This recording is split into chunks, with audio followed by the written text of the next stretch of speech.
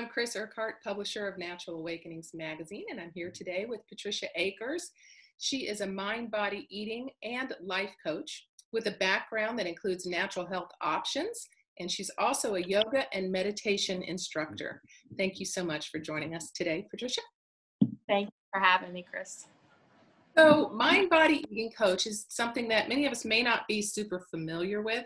Can you kind of give us an idea of how that works? It's kind of a specialized niche of life coaching. I was a life coach before, and this is a little bit more specialized. It works with emotional eating. It works with people that have, they have weight to lose, some disordered eating, binge eating. But really what we look at with a mind-body eating coach is not only what you're eating, it's the timing, it's the reason, it's the emotional, psychological drivers that's causing the unwanted behavior.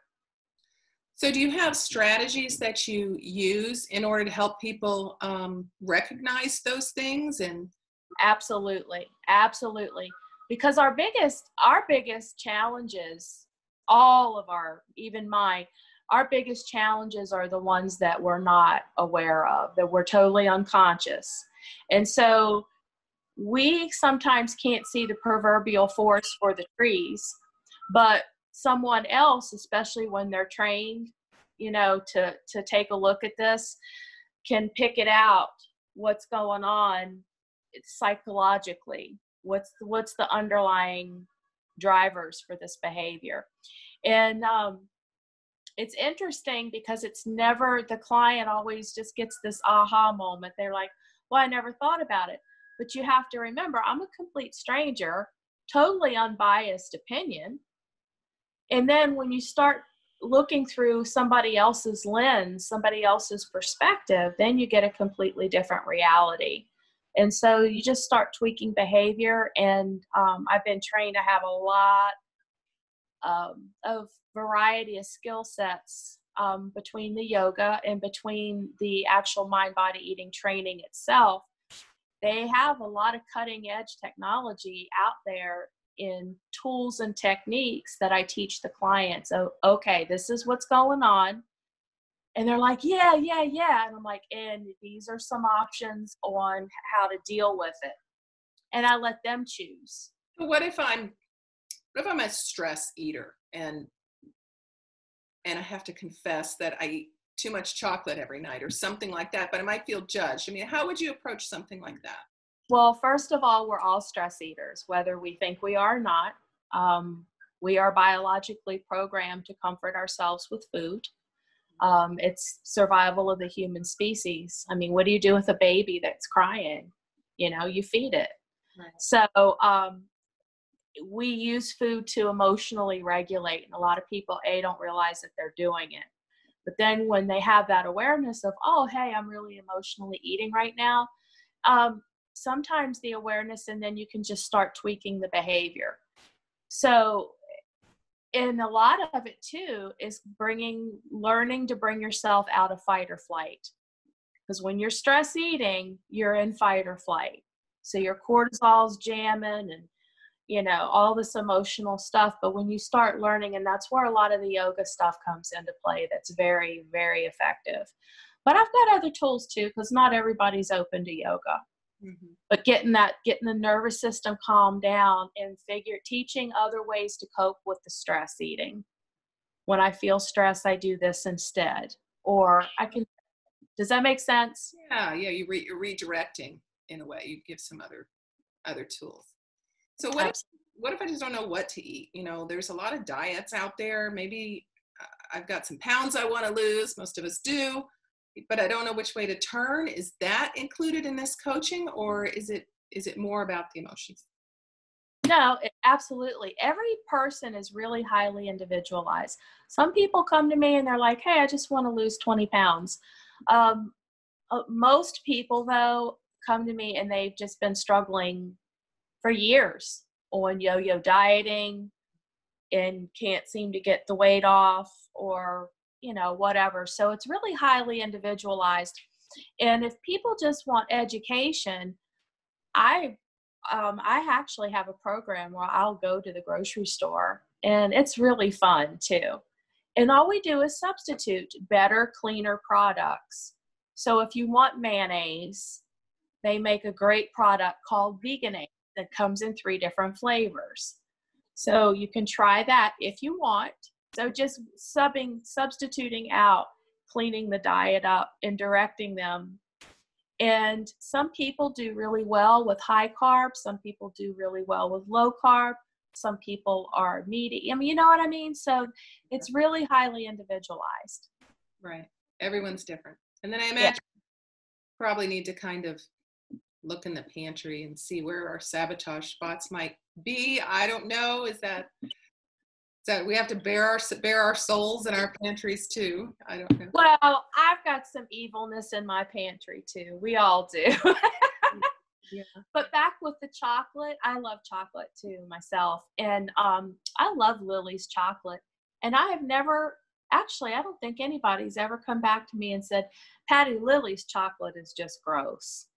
You can get it at the health food store. Have you ever tried it? I have not. No. I'm curious now. It's the bomb. It's a very high quality superfood. It's a candy bar and it's sweetened with stevia.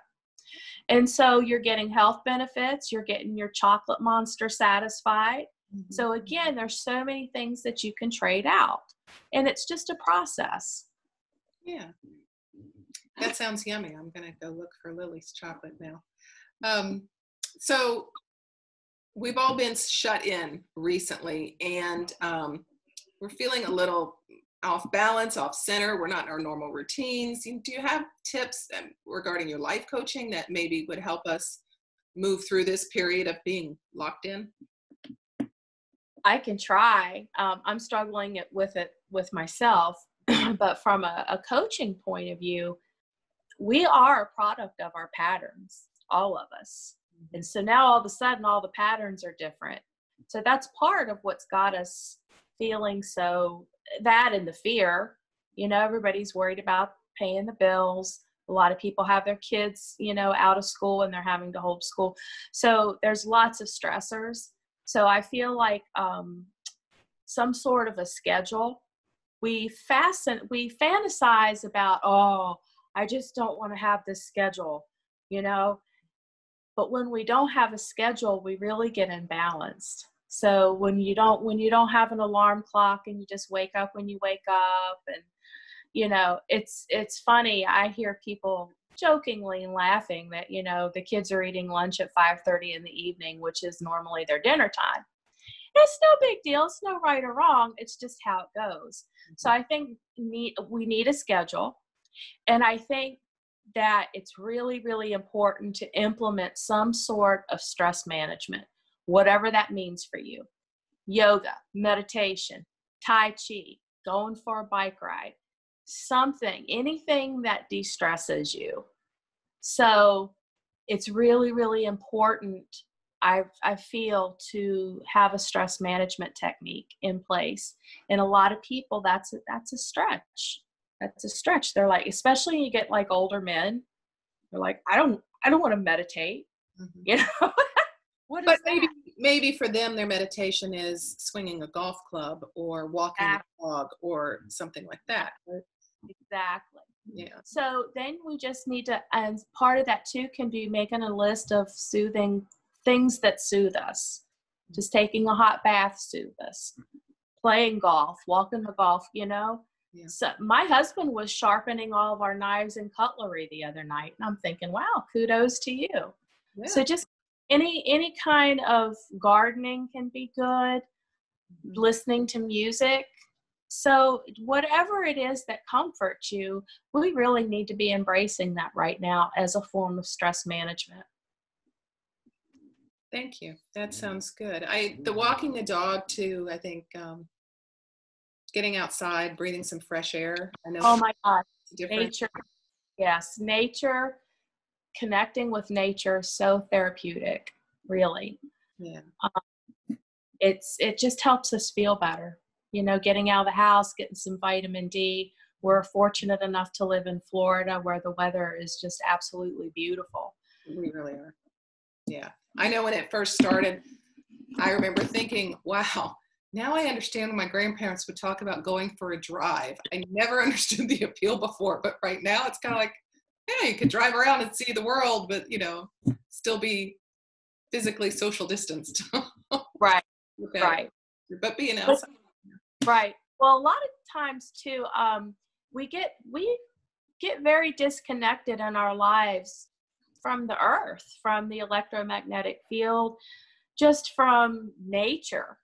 And I think this is a great time for us to get back into nature, listen for the birds, you know, feel Florida has yucky grass. I love Florida, but it's got that stiff, hard grass. But just feel the grass, feel the sand under your feet, feel the sun, and just kind of, I always encourage people to get out of the mind and drop back into the body a little bit more, because we're really in our minds right now and it's stressing us out. Right. Stay grounded. Yep. Yep. Well, Patricia, thank you so much for sharing all of your perspectives. That was really wonderful. We appreciate you. Thanks, Chris. Have a great one. Thank you. And if you'd like to connect with Patricia, you can find her on Facebook. Just search for Patricia Akers Coaching. You can reach her by phone at 321-652-0799. She serves all of Brevard County, but she can work virtually anywhere. Yep. So thanks again, and everyone, be well, stay connected. Thank you.